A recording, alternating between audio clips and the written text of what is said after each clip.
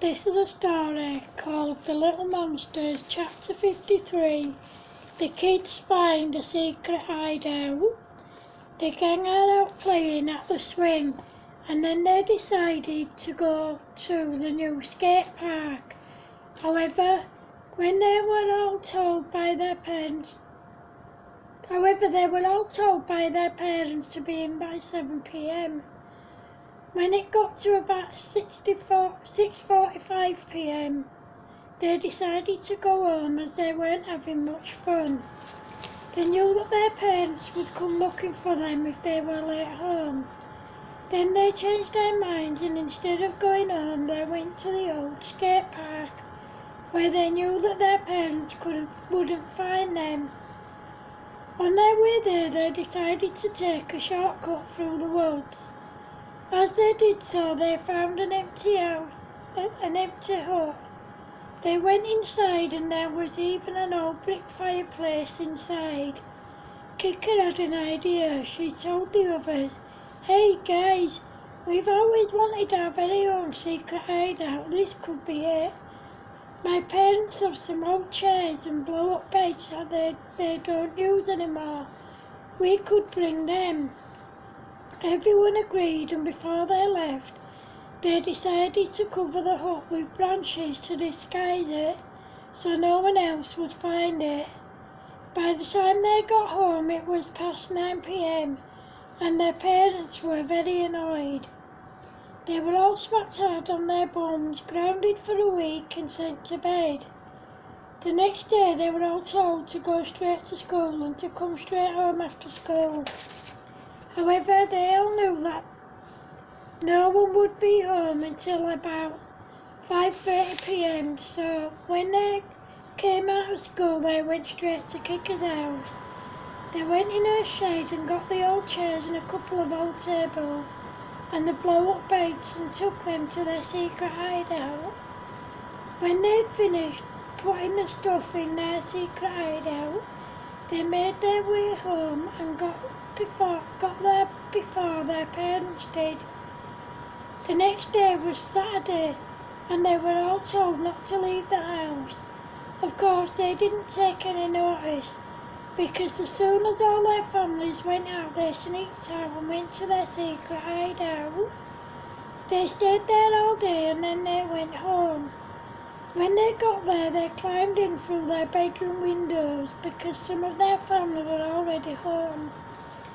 The next day again, they were all told not to leave the house, but of course they didn't take any notice. When Kicker's family had all gone out, she went in the shed to see if there was anything she could take to the hideout, and she found a couple of beanbags. The rest of the gang also found some stuff in their sheds that they could use at the hideout. Then they met up and took everything to the hideout. Then they went back to root through their garages to see if they could find anything else for their hideout. First, they rooted through Kicker's garage, and they found some blankets in a box that nobody used. Then they found some old pillows. Then they went to Creeper's house and rooted through her garage. They found some old bits of carpet and 2 old beanbags. Then they went to Bumpy's house to root through her garage. They found some more beanbags and some more old bits of carpet. Then they went to Grumpy's house and rooted through his garage. They found a couple of waterproof garden furniture covers and some fake grass with waterproof backing and some nails. When they'd finished rooting through Grumpy's garage, they made their way to Stumpy's house to root through his garage. They found some chairs and some large beanbag chairs. Then they went to root through Stampy's garage. They found another beanbag and some more garden chairs. Stampy knew that there was more stuff he could take. When he looked, there was some old cushions, and there was also a couple of brand new boxes of matches.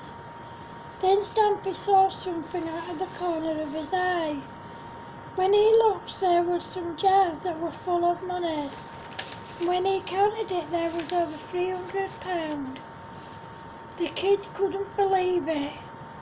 Stampy shared the money between everyone, and then they took everything to the hideout. They made it look really cosy. They covered the outside with the waterproof garden furniture covers. When they'd finished arranging the hideout, they went round the woods collecting as many sticks as they possibly could for the fire. When they finished, they went home so that they'd be in before their parents. After a week, the kids were officially allowed out again, and they'd made plans to stay at the hideout. Kicker told her parents that Creeper was having a sleepover on the Friday, and she asked them if she could go, and they said yes. Everyone else told their parents that they were staying at Kicker's for the sleepover. Every day that week on their way to school, they collected sticks for the fire in their hideout. Then they covered it with big branches so that no one else would find it. On the Friday, Kicker got her stuff together and pretended to make her way to Creeper's house.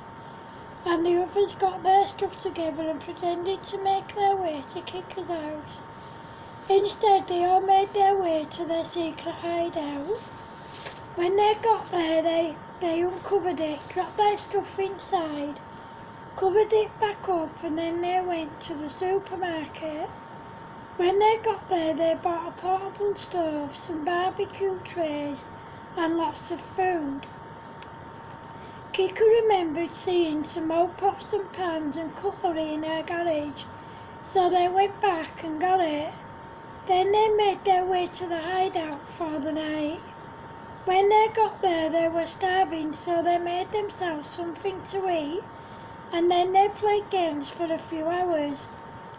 The next day was Saturday, and the kids went swimming for a couple of hours. When they came out of the pool, they got dry and dressed, and then they all took their swimming stuff home.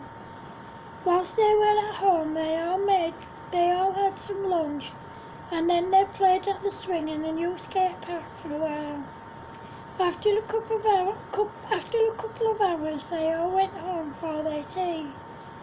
When they got there, Stampy told his parents that Grumpy was having a sleepover, and everyone else told their parents that Stampy was having a sleepover. Then they all got their overnight stuff and made their way to their secret hideout. When they got there, they went out and got some more sticks for the fire.